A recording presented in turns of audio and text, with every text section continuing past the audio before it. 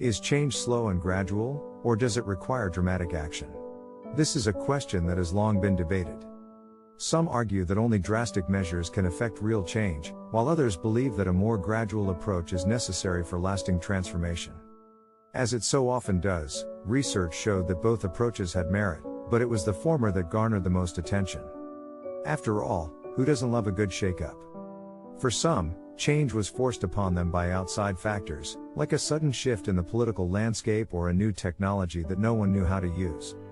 It could be uncomfortable, like being forced to wear dress shoes for the first time in a year and feeling like your feet were being squeezed by a python. But there were also those who believed in the power of the evolutionary approach. They saw it as a slow and steady journey, like the tortoise to the hare's dramatic action.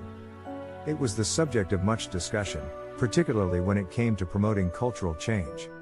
One such believer was Joseph Badaracco, a business ethics professor at Harvard.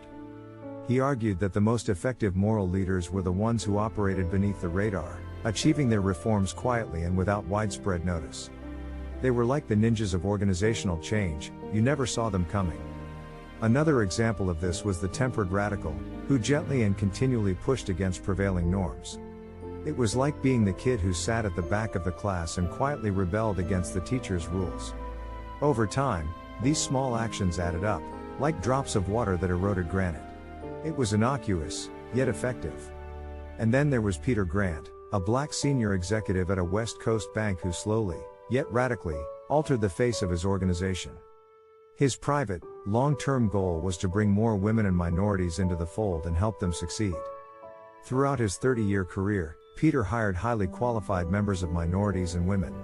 But he did more than that, he asked them to do the same.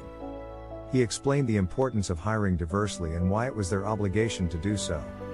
He also acted as a supportive mentor to minority employees who felt frustrated by bias. He talked them out of quitting, explaining that if they left, nothing would change. Peter endured racial slurs and demeaning remarks from colleagues, but he never lashed out. He chipped away at the organization's demographic base using the full menu of change strategies. And guess what? By the time he retired, more than 3,500 talented minority and female employees had joined the bank. Peter Grant may not have been a superhero, but he was a ninja, a rebel, and a tempered radical all rolled into one.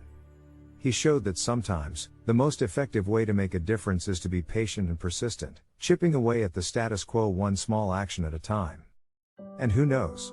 You might just erode some granite along the way.